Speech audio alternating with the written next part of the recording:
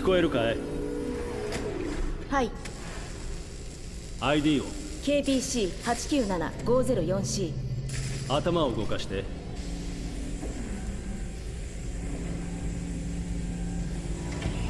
次は目を。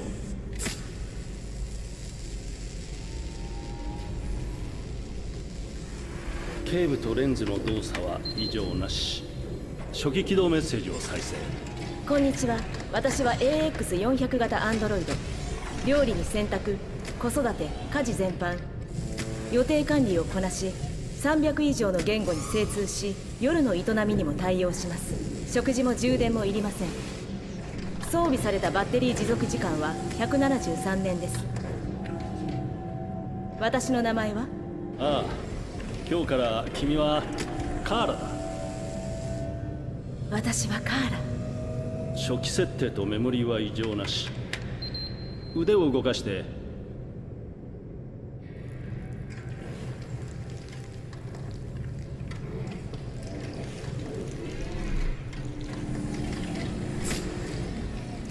関節機能 OK。 ドイツ語で喋って。 Ich bin eine AX400 Android dritter Generation, erschaffen als Ihr persönlicher Assistent und intimer Beziehungspartner. フランス語で。 Je suis un androïde de troisième génération AX400, conçu pour être votre assistante personnelle et votre partenaire intime. OK。 じゃあ日本語で歌ってみて。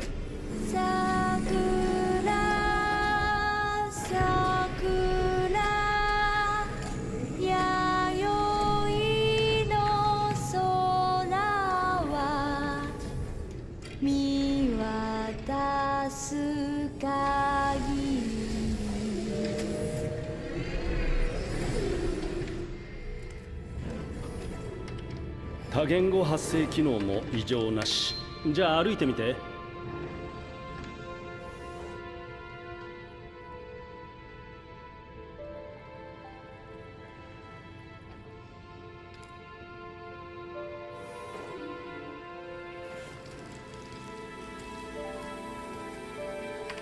移動制御も正常。よし、すべて問題なし。これからどうなるの？また初期化されて店で売られる。売られる？私は一種の商品ってこと？ああ、当然君は商品だよ。ほら、手も足もついている何でもできる万能コンピューターさ。しかも高級品。そう、でもてっきり。てっきり？てっきりなんだ？てっきり生きてるって。おい、なんなんだ、勘弁してくれよ。ここ最近メモリー異常ばっかりだ。録音開始。不良品確認。解体して問題の部品をチェックする。不良品ってどういうこと？そんなこと考えるはずがないんだ。心があっちゃいけないんだよ。パーツの不良かはソフトウェアの問題だろう。そんな、私不良品なんかじゃない。ねえ、信じて。問題なんかないわ。質問にもちゃんと答えたでしょ。ああ、でも行動に異常がある。ねえ、お願いだから解体しないで。悪いな、カーラ。不良品は全て廃棄するルールなんだよ。後でクレームが来たりしたら困るのは俺だからな。問題は起こさないからお願い。言われた通りにするし、何も言わないから考えることもやめる。まだ生まれたばっかりなの。殺さないで。やめて、お願いだから。死にたくない。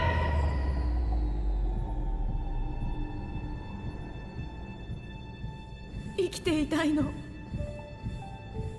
お願い。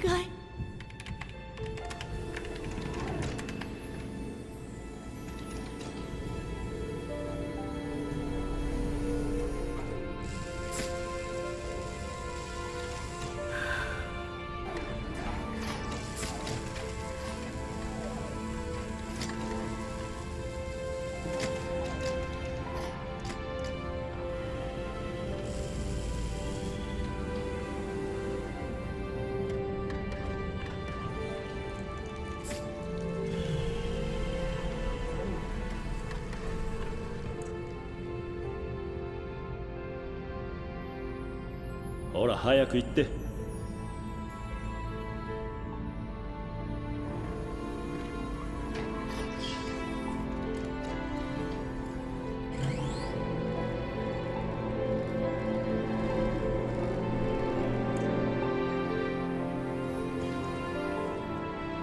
騒ぎは起こすなよ。面倒はごめんだ。ありがとう。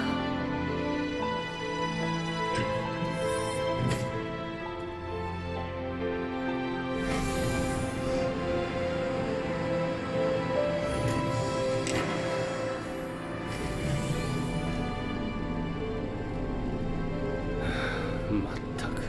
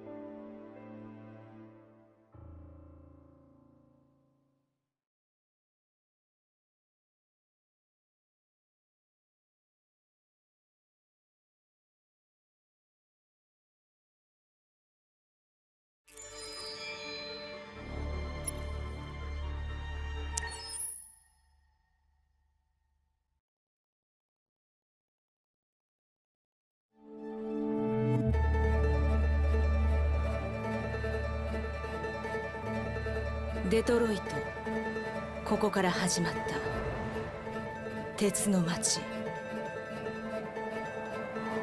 全ての始まりであり終わりでもある場所。一つのエラーとともに私は生まれた。私は闇を飛び出し目を開けた。まず恐怖を感じ、光、雑音、寒さ、また恐怖。手が震えているのがわかる。胸で心臓が脈打ち、体に命がほとばしる。生きたかった。だから勝ち取った。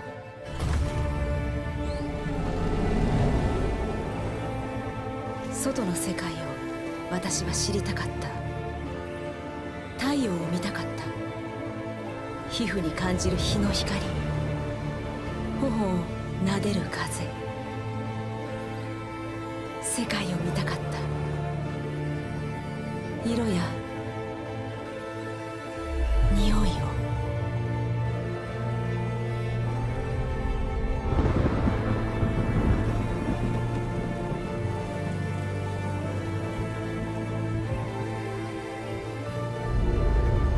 だけど世界は想像と違った。そこは暗く冷たい。残酷で乱暴、不公平で野蛮だった。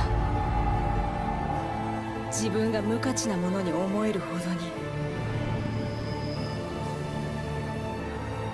物扱いすらされない従順な機械。でも私の中で感じるあの不思議な感覚。穏やかな声が私にささやく。私は生きていると。私は逃げた。それしかなかった。自由になって愛し、希望を抱き、生きるために。あの感覚の正体を確かめるために。世界を変えるか別の道を選ぶか、それは私が決めること。私はカーラ、彼らの仲間。これは私たちの物語。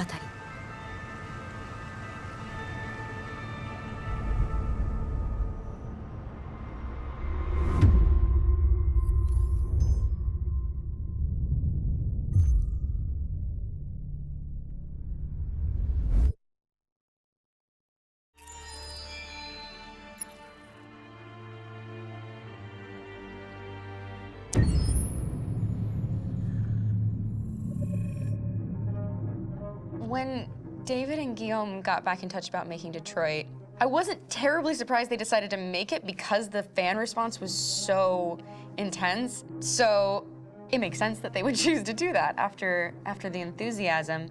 It was a challenge, and it was just an interesting thing to get my head around how to approach this character now as a different, much older person, and whether or not she had changed. And I'm very happy to say that with Detroit, I've had the opportunity to see Kara grow so much more than I ever expected.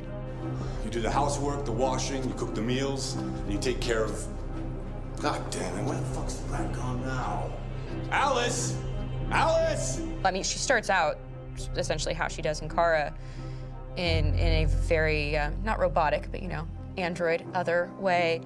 And getting to take this journey where she becomes more and more human as it goes on. You know, and as an actor, that's a wonderful exploration in every way, whether it's how she sits, her posture, how her voice changes, how emotions change, and how much emotion is based on things like empathy and social experience. And so having, you know, as much material as I got with David to have this huge, nuanced arc was really incredible. Why couldn't we just be happy? This experience has been quite different than the experiences I've had shooting film or TV or doing theater work. I have 83 dots on my face and a really flattering black wetsuit type thing, and you're jumping around with props, and it's kind of like being a 10-year-old imaginative kid, which is fun. There's 80 cameras around us. It's already lit. So we just shoot and shoot and shoot and shoot and shoot. There's no change of sets, there's no hair and makeup, there's no wardrobe, so we move really fast, and we'll go through about 35 pages in a day. Working in TV or film, we'll probably do 6 pages a day. It's kind of acting boot camp. It's like working out constantly. I mean, you're doing this thing, and then you got to do something that's completely other back to back to back. And so that kind of process of working is very challenging, but it's also very exciting because you just have to keep coming up with new ideas, and your head goes all over the place because you're trying to keep track of basically 4 different storylines for each different response. You shot that girl, for fuck's sake. It was a machine that looked like a girl. Yeah, I know what I should have done. I just told you I couldn't. All right, I'm sorry. The fact that David Cade, he's telling like many stories interwoven from beginning to end is super complicated and super impressive, and I have no idea how he keeps it all in his head. He's not just the writer or the director who's seeing this from the outside eye, he's also thinking about the player walking through this space. You know, only somebody who really, really loves not the work, but like these characters and these stories and cares about doing something meaningful would invest that much in it. And it's always inspiring to work with somebody who cares that much. My experience with motion capture is this one. And I found it sort of terrifying in a way because they said the computer's going to build you. But then as we got into it, I realized all the elements of it were still artistic. I just dipped into a really brilliant setup here. I've never seen anything like it. And this won't turn me into a product because I was playing a character.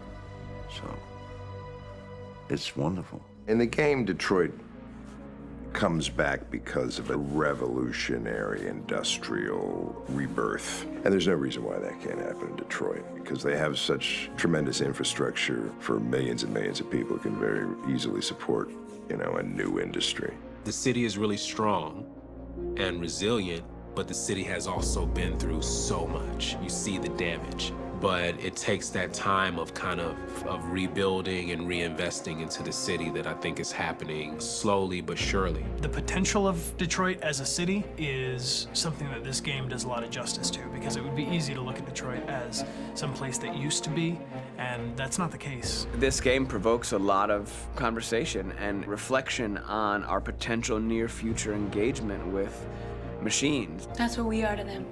There's merchandise on display in a shop window. I think that a group that feels marginalized, feels like they deserve and have earned access to themselves and the environment around them, and are trying to figure out a way to articulate how to get freedom. What was I designed to be? Their slave? Their toy? It plays with your comfort levels. You think that this is fine, you're comfortable with it, until something blurs the line and throws you off, and now do I feel differently about whether this should be allowed? Should it be banned? Should it be encouraged? You're gonna ruin our lives, and for what? For a bunch of machines? They are not machines! They are alive! I'm alive! You're alive! They're nothing! There are lots of comparable comparisons to any type of persecution of religion, race, etc., dating way back. It can't just be a video game where you shoot 'em up or where people make these choices to do whatever. I think that's the whole point. You have the choice, and you can either choose to go in one direction with your character or another. And I think that's going to be very telling about the gamer. Very telling. I think there's going to be a really strong reaction to this game, which has such a strong perspective.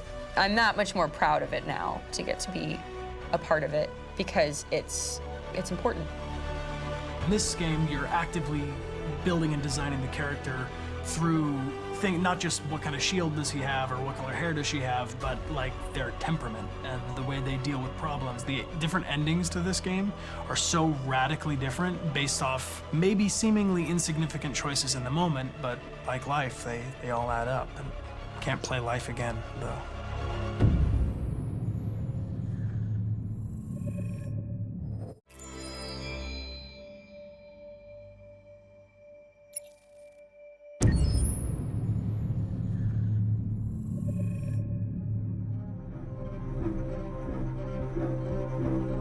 My name is Marcus. My name is Connor. My name is Kara.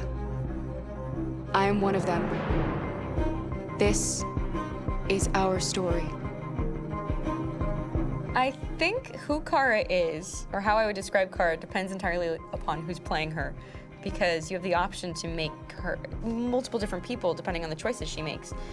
But I think she does start out incredibly naive, incredibly innocent, and kind of hapless. I'm sure we used to be friends before I was reset. Maybe we can be friends again. She's a person who's characterized, I think, by empathy. She's a person who really, she just comes from her heart. You'll never leave me, right? Promise you'll never go. I promise. Kara! Are you okay? Are you hurt? Wait a minute. Leave her alone! Kara! Leave her alone! The really beautiful thing that I've had the gift to be able to do is to essentially build a person from the ground up, because that's what she's doing throughout the game. And with every experience she has and every person she meets, she's building, first emotions and then the sense of judgment. And it's sort of an exploration of what it is to be a human. Don't worry. Luther and I will be right here.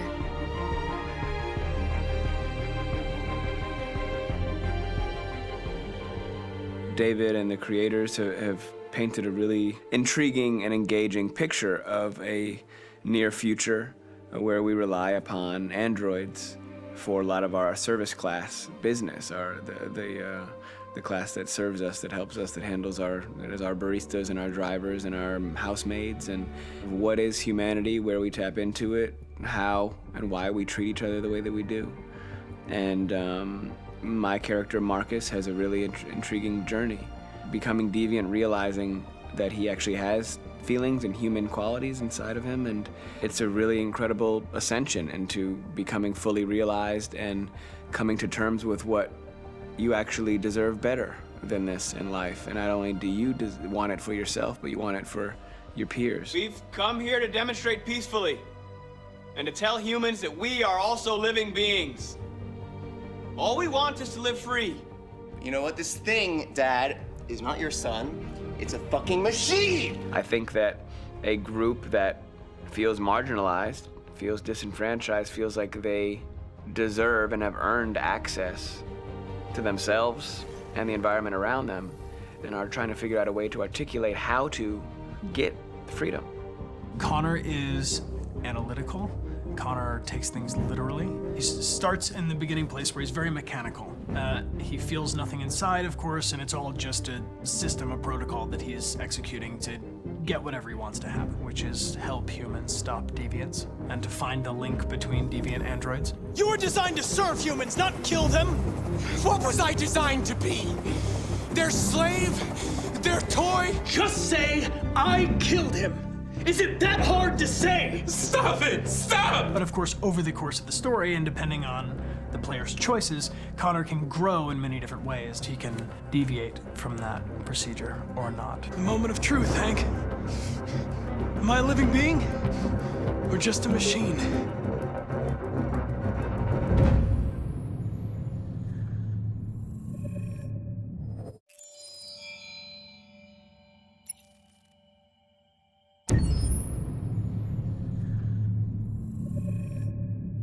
Game after game, we try to challenge ourselves For Detroit, we wanted to, first of all, to write a story that would be incredibly bending, which means the most non-linear story that we've ever created.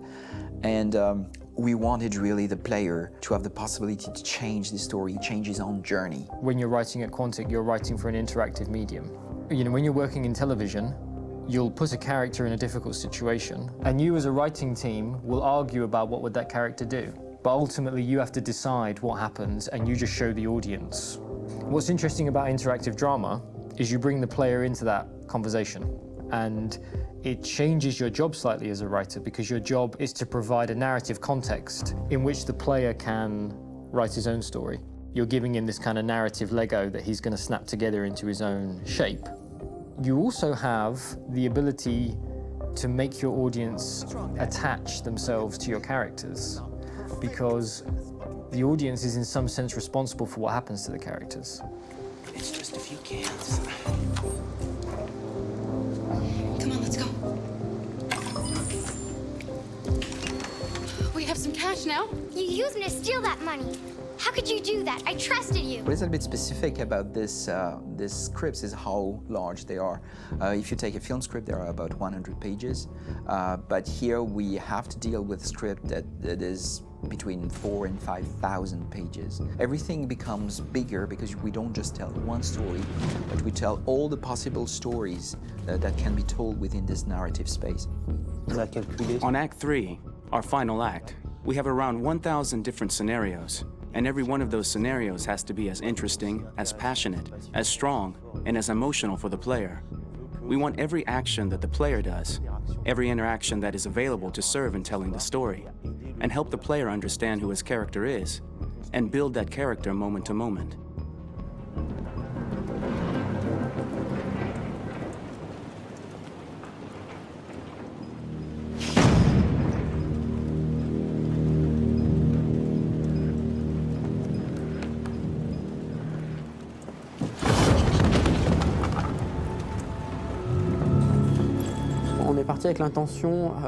We started with the intention pretty early on that we would never lie to the player. So we implemented a visible tree structure in the game that players can consult during a scene or at the end of it, which shows exactly what they did and what they missed. There are games out there offering world exploration.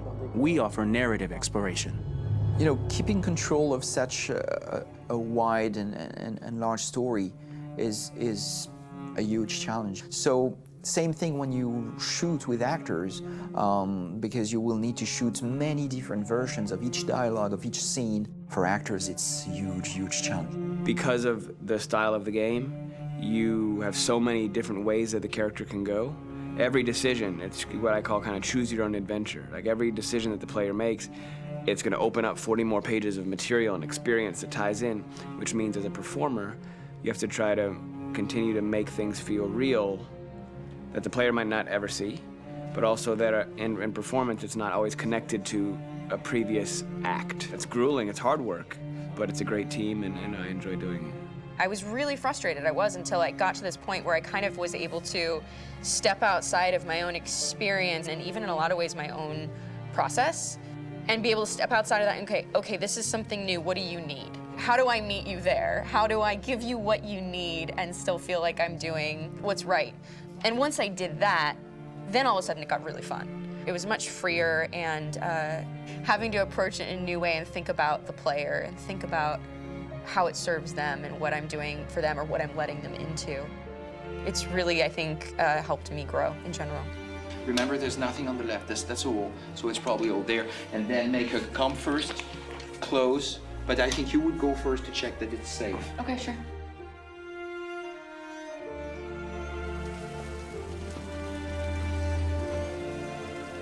The most enjoyable thing about working in performance capture on this kind of project is that if I shot a film, I would get to do one of these endings. I get to do so many different things as Connor. Your head goes all over the place because you're trying to keep track of basically 4 different storylines for each different response. What's the name of my dog? Buddy? Scout. I think it's Jack. I can't remember. So I worked with physicality a lot because it was a good way to anchor myself in these different rings of the tree. As the story grows out, I know where that is physically in my body, and then I can switch more continually on set, and it'll be entirely up to the player to determine what order those things come out and what they look like from a distance. Like if you're playing through it, the culmination of all of that will be their version of Connor. I'm faster than you, and I don't feel pain. You don't stand a chance against me. Listen, asshole. If it was up to me, I'd throw the lot of you in a dumpster and light a match to it. Shooting action scenes at Quantic Dream is a real challenge, because these are scenes where the storytelling has to continue. It's not an action scene just to have a dose of adrenaline. The stunts have huge consequences on the rest of the story. It's really a moment where we implicate the player and tell him that the choices he makes during an action scene will have a direct impact on the evolution of his story. My biggest challenge on Detroit has been managing the large number of animations that we received from motion capture. Detroit features more than 37,000 animations, which is a huge amount to handle on a daily basis. You have to realize that the player, in his first playthrough, will miss certain scenes. This also means that we had to think of, conceive, and produce all the potential story paths. The characters' costumes, the places, day or night, the weather. Did the character get shot in the shoulder? Did he get injured? All this consistency forced us to produce a lot of graphic assets in order to, quite simply, allow the player to have true continuity throughout the story. Honestly, we were even surprised by the challenges that come with such a big tree structure, and we did our best to guarantee quality across all the game and make sure that whatever path you choose within this narrative space, you will have an equally good experience. Detroit Become Human was produced over a period of 4 years. Here in Paris, we have a team of about 180 people. And to that, we need to add also all the outsourcing with our partners in the Philippines, in China, Vietnam, and in India. So when we started working on this story, I had to imagine where Kara was built. And for whatever reason, the city of Detroit came very quickly to my mind because it had already an incredible story by itself full of history and themes. So we traveled there with the team, and we were really moved by what we saw, and we could really feel the desire to fight and really be born again. And we just continued this curve, this growth, and just imagine what Detroit would be like if the Android industry was, using these huge factories to build androids there. A very strong element in Detroit is that there's a lot of industrial wasteland and a lot of nature too, and for us, the graphic designers, it was an incredible playground. The destroyed zones which we wanted to preserve, we appropriated them to turn into something else. Then in the areas that needed to be rebuilt, we were able to imagine our Detroit of the future. We didn't want to make a science fiction universe, but a world of anticipation. If we chose science fiction, we could have imagined flying cars, extraterrestrials, but those things are very far from our current everyday life. Anticipation is more about gleaning from our contemporary reality, the one we know, because Detroit is set in 2038, and 2038 is tomorrow. The difficulty we had was sticking to reality. That is to say, technology becoming more and more invisible, a lot more elegant, and at the same time, making it visual. So all the computer equipment, autonomous cars, we simply had to invent. They are in fact very technological objects, but at the same time remain very credible and ingrained in reality. To create a cohesive universe in the fashion and clothing of the human characters in 2038, I didn't want to put an accent on strange shapes, or really vibrant colors, and things we wouldn't know. That I wanted to keep for the androids. The goal was to create something familiar which we can identify with in this future setting. Working on the artistic direction for the androids was a bit special because this is a project about the place they could occupy in the human world. It was out of the question for them to be too beautiful or too perfect. They had to correspond to every social class, rich and poor. Inspired by everyday utilitarian clothes, I brought a modern touch by adding dynamic display surfaces, the armband we can see on the side, the triangle on the front and back, an LED, like that, there's no confusion. Wait. You're sending an android? All right, ma'am. We need to go. You can't do that. Why aren't you sending a real person? Once we cast the actors, we travel to meet them in order to scan their faces. We record the structure of their face with the scan. And we record the colors and patches of skin with photography. Once we have this information, we will use this as a basis for modeling and creating the characters. The artist will make it more realistic, but will also enrich it. He will propose ideas which we will develop together. Finally, we will have a character with character who corresponds to the project and the world. When the actors come to Quantic Dream, we show them the design, what their image will be, and what they will look like in the game. This extra information gives them another dimension and color to connect with emotionally. It helps them think about how to play their character. Your mission. That's all you care about, huh? You should consult a professional who can help you. Beat it, you hear me? Get the hell out of here! So there are 3 types of shoots at Quantic Dream. Shooting and performance capture, where you capture the whole actor, his voice, his face, and his body. These shoots are obviously done with American actors because the game's original version is in American English. After that, there are the body-only shoots, representing around 250 days of filming, while the performance capture is 100 days of filming. Now, body-only shoots, there are 2 types. There are the action shoots and the technical shoots, which are mokit shoots.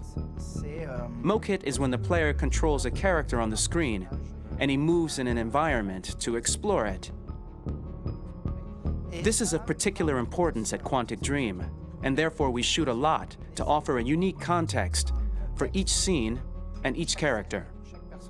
To prepare a motion capture shoot, we first get together to look at the sets we need, the animations that we want to shoot, which ones need to be grouped together, or which ones need to be cut and shot at another time, so that we get the most out of the shooting day.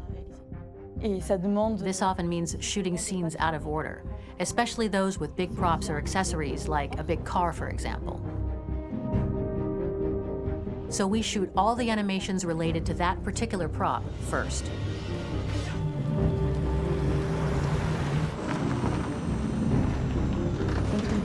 The biggest challenge for the mocap team was shooting a Spider-Man mokit. We had to build a wall and attach an actor to a harness with cables so we could pull him up and render him climbing. The shooting on this game took about, I would say, more than a year, maybe 1 and 2 years, with about 300 actors on set, so it's quite a massive production. But so much happened on this set, between the stunts and the shootings with a little girl and all these great actors that we had. It was really a very, very memorable journey for the team and for myself. Today, Detroit has over 37,000 animations. When we retrieve the motion capture data, it's just a cloud of points, which represent all the markers worn by the actors. From this cloud of points, we have a phase called retargeting, which gives us a skeleton. This skeleton will be applied to the characters of the game. There is still work to be done, but this gives us the main movements. Since we are working on something very realistic, we must recognize the actor and also recover all the emotion he expresses in his performance. We use a system of facts, an identity card for each actor. We make the actor do a whole range of facial expressions. Then we recover all the expressions and paste the animations on a puppet that Jan has prepared. I then recover and refine these poses. I might stretch the lip, reinflate a cheek, tiny details that make the finished product really capture the actor. Because of the nature of our mocap system today, when we receive the animations, we're missing eye movements, and so the character has that dead look. He really has no eyes, so then it's a big part of the work for the animators to find the regard of the actor in relation to his position, in relation to the body, etc. It was crazy when I saw the newest model for Kara, because they've been working on it and working on it, and this was the first time I literally jumped in my seat. It not only looked so much like me, it was the fact that it looked so lifelike. It wasn't that it looked just like it was a camera, it was something else, you know, but it looked alive. It's exciting, and it's kind of terrifying. Game after game, we learned the rules of optics and filming, and our goal with Detroit Become Human was to have cameras that would actually emulate the optics of a real physical camera. So basically dealing with real-world imperfections was our main task, and just to make cameras look as real as we can. Once the animations are shot and processed by the animation department, integrated and polished, we film them. That is to say, we really do a mise en scène, as in cinema. The real difficulty of our job is to know if these cameras are telling us something. Are they in the emotion of the scene? Do they describe exactly what the action must convey, what must be felt? The most important challenge for me was one of the final scenes where Marcus decides to start the revolution and go to the battlefield. Very quickly, we imagined this to be a huge sequence shot. We wanted the feeling of a cameraman running behind us, while showing Marcus, the androids who help him, the person shooting at us, etc. Above all, it was necessary to say to oneself, this scene is very violent but does not glorify war. On the contrary, that war is something improbable and absurd. It was really a fun challenge. The idea was to say we have 3 characters. We would like each of them to have a specific cinematography. We wanted Kara to be much more filmed with some kind of handheld camera, to have something very living, very breathing. For Connor, we wanted something very cold and very perfect. And for Marcus, we wanted something epic and spectacular. So it was about the filming, but it was also about the photography. So we worked with a director of photography to give each character a different lighting, different key colors. Each of them would have their own worlds. And finally, we worked with the composers, so they would create a specific sound for each character, so each would have his own world and his own style.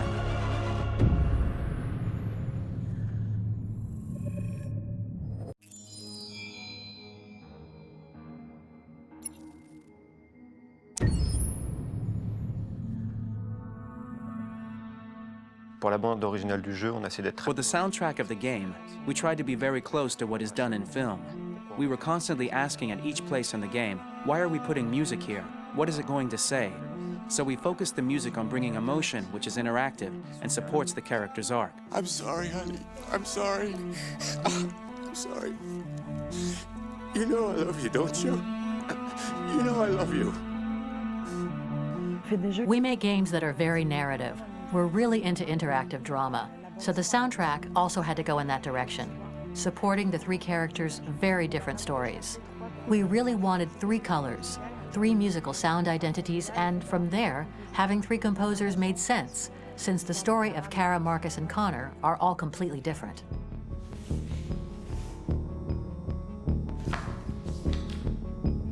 You recognize him? It's Carlos Ortiz. For Connor, we wanted a soundtrack that could be very cold and very mechanical, very machine-esque somehow. For Kara, we wanted a soundtrack that would be very moving and emotional. It was about the quest for identity, but it was also a journey about love and empathy. And for Marcus, we wanted something epic, something that would really represent the grand aspect of his quest. And we were very fortunate to find 3 incredibly talented composers, and working with them has been a dream, honestly.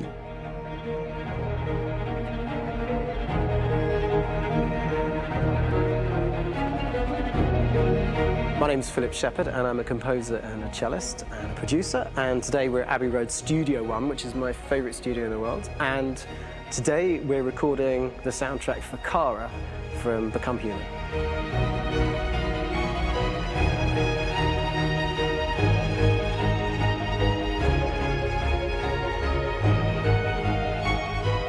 So when I compose a big project, I often travel just to kind of get out, you know, and get some fresh air and some inspiration. And I go hiking and traveling in Montana a lot. I had a log fire in the room that I was staying in, and the flames were kind of making absolutely direct music. And it became the basis for Kara's theme, and it sounds something like this.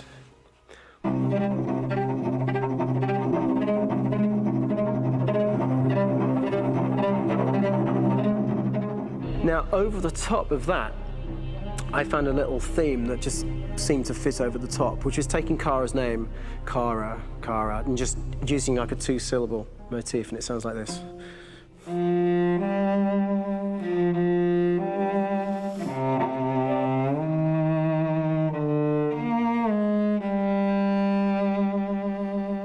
going to pull through this, Alice. As long as we're together, nothing can hurt us.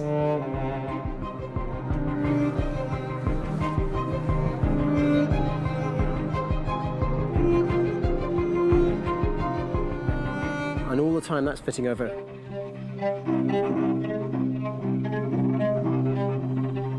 So it kind of works in lots of levels. And in fact, every single theme in the score has one of those elements built into it, and it becomes sort of the DNA of every single tune.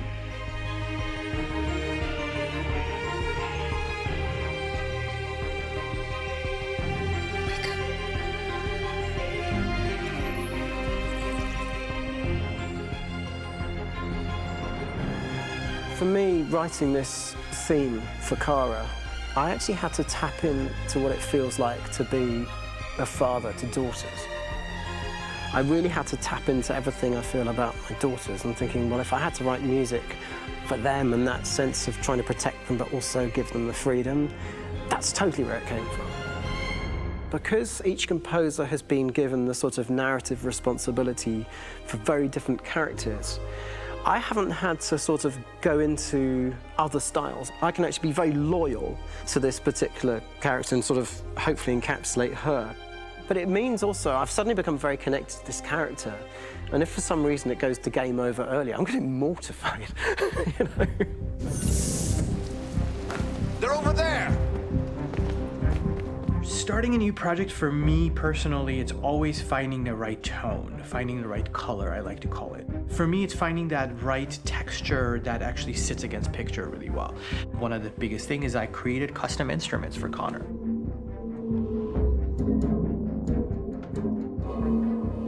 I pulled out all my vintage synthesizers to be able to capture this robotic person, if you will. My approach to all of these custom instruments is that I hear the sound in my head.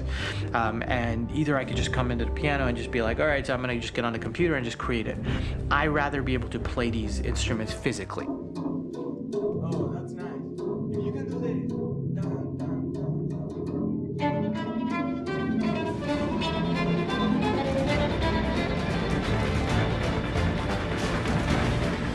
As soon as you see Connor the first time, there is a really interesting thematic idea that you hear, and that's just made out of a Moog synthesizer, but completely manipulated in multiple ways. And it's robotic. It has a little bit of an emotional to it. He's on his mission, so you feel that as well. So it just kind of gives you that cold, motionless, with a mission in hand that you kind of feel throughout the whole thing.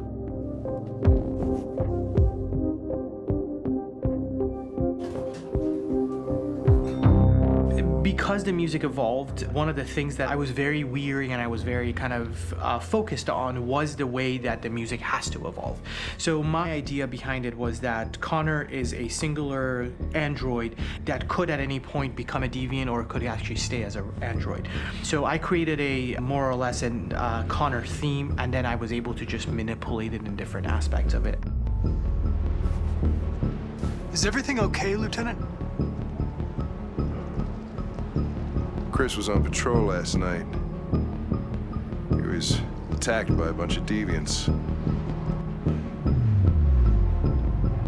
I'm a human being writing for a robot, and throughout Connor's journey, he meets someone, he meets a partner. So how do you deal with a robot feeling? And I've met a partner that I'm gonna work with, or all of a sudden he sees a dead body. Does this robot have an imagination? Does this robot have a feeling? And if yes, how do you translate that into non-emotional music?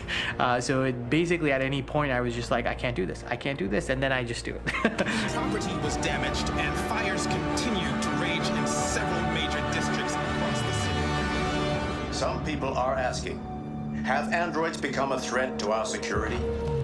When I first started really digging in on Marcus, The one thing that I really tried to capture was the transformation process. You know, Marcus is this android that evolves over the course of the game and really goes from kind of figuring out that he's more than just an android. You know, he's starting to develop kind of a human soul in a way. Try to imagine something that doesn't exist, something you've never seen. Now concentrate on how it makes you feel and let your hand drift across the canvas. The other side of Marcus that I really latched onto was that he almost became a savior for a lot of the other androids in the game. So when I started developing the theme for Marcus, I really made it like a church hymn.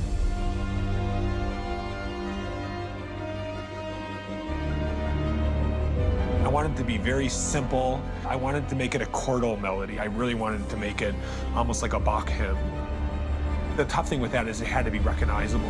If I made it too complex from a harmonic standpoint, it would be hard, I think, for people to kind of pick it out and recognize it. It's very acoustic derived, but it's also been treated with a lot of effects and things to kind of put it into the space that I felt the sound should be in.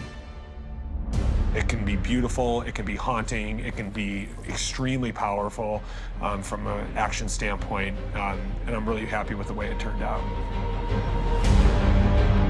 The music is there, but it's subliminal and it's emotional, and people are feeling it, and it's not distracting. And that's tricky with a game like this, where you have to have a lot of ins and outs like that, where the music kind of has to get in and out of these moments. This is a war we're fighting with the humans. If we fail, they'll destroy us. I think the game's been put together so well where I just wanted to make sure that I wasn't ruining the emotion.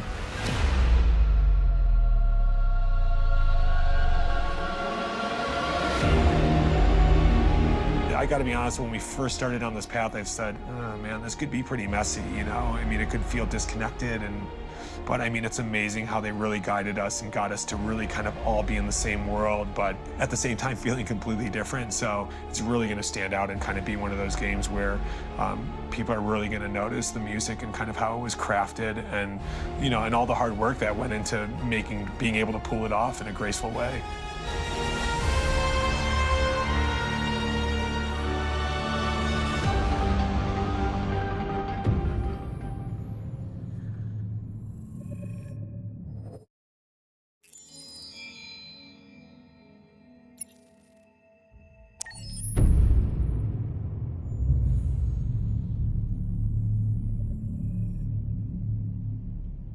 じゃあまずは名前を教えて。クロエよ。あなたの名前は？ジョンって呼んで。はじめまして、ジョン。それじゃあクロエ、まずは自己紹介をしてくれるかな。もちろん。私はサイバーライフ初のアシスタント用アンドロイド。私の機能は例えば家事をしたり料理とかスケジュール管理とか日常業務をこなせるの、君は確か初めてチューリングテストに合格したアンドロイドなんだよね。それについて話してくれるかな。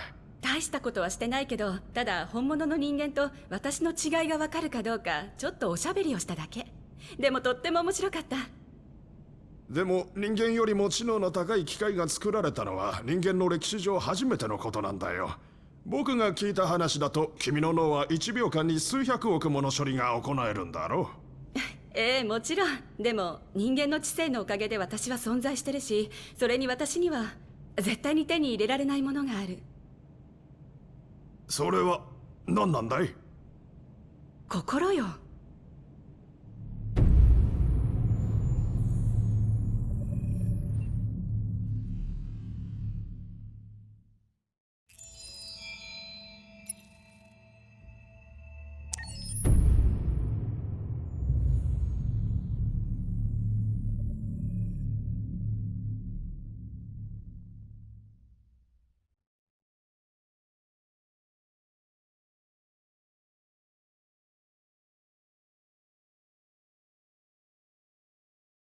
Hold on, just a little while longer.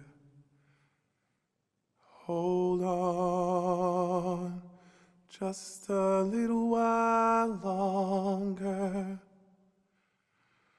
Hold on just a little while longer. Everything will be all right. Everything will be all right. Fight on just a little while longer. Fight on just a little while longer. Fight on just a little while longer. Everything will be all right. Everything will be all right. We will sing on just a little while longer. Sing on just a little while longer. Sing on just a little while longer. Everything will be all right.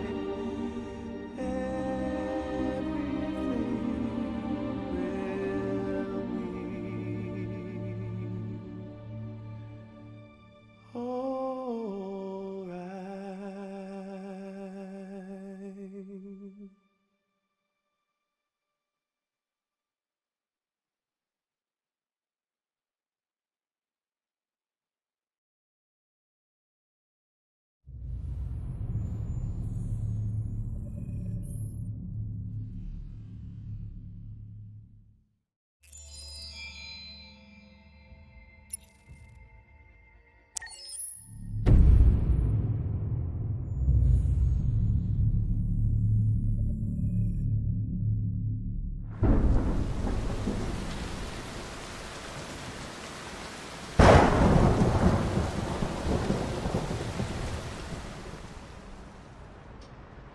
Rock-a-bye baby in the treetop. When the wind blows, the cradle will rock. When the bough breaks, the cradle will fall. And down will come baby, cradle and all. Rock-a-bye baby in the treetop. When the wind blows, the cradle will rock. When the bough breaks, the cradle will fall. And down will come baby, cradle and all. Rock-a-bye baby in the treetop. When the wind blows, the cradle will rock. When the bough breaks, the cradle will fall. And down will come baby, cradle and all.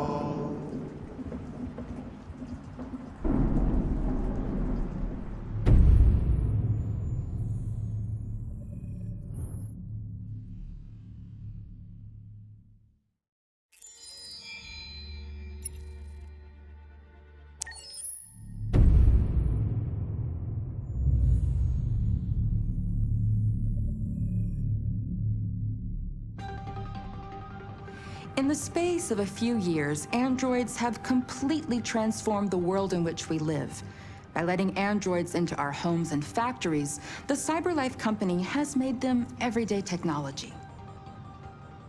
The founder of CyberLife, Elijah Kamsky, is a very discreet man. Despite being the CEO of the highest valued company in the world and being voted Man of the Year by Century Magazine, he remains a mystery for most people. That's why we at KNC are so excited to be here as CyberLife opens its doors for the first time. Elijah Kamsky, could you please tell us where we are? Certainly, and welcome. We're currently in CyberLife's production center in Detroit, where all models are designed and manufactured. More than 10,000 androids come off the production line every day. Fascinating. Could you tell us what your goal was when you founded CyberLife? Well, I simply wanted to use technology to carry out all of our most annoying and repetitive tasks, so we'd have more time to enjoy life. I imagine you must have faced many challenges. Yes, there were technical challenges, but the hardest thing was to design an object that we would want to welcome into our homes. We had to imagine a machine in our own image that resembles us in every way, that moves, breathes, blinks like us, but yet is smarter and more capable than any human being. Let me show you around. We're here in production unit 4. Could you explain in a few words how the androids are made? Sure, yeah, it's very simple. We use machines to manufacture machines. The removable parts are assembled on a production line, and then we apply a synthetic skin to the whole body.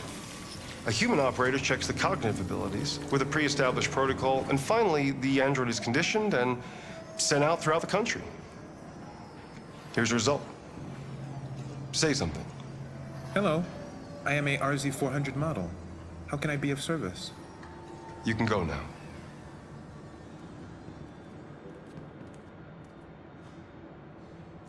Our androids are already replacing humans in many fields. For example, they represent more than 80% of all university professors and 63% of all medical staff.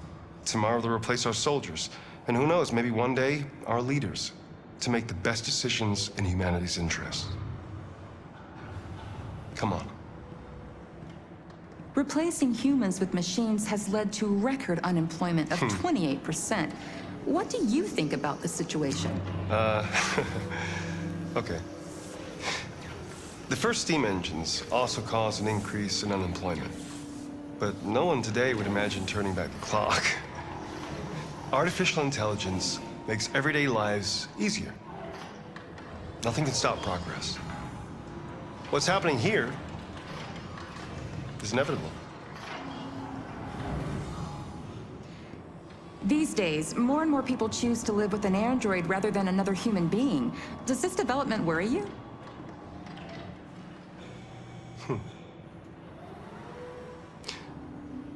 Everything's much easier with an android. They obey your orders without ever complaining. They can cook, discuss philosophy with you, have intimate relationships according to your desires. They never say no. Obviously, they are the perfect partner. Everyone deserves happiness. Why deprive yourself of so-called moral reasons when a machine can make you happy? Many science fiction books tell the story of how machines become more intelligent than us and end up confronting us.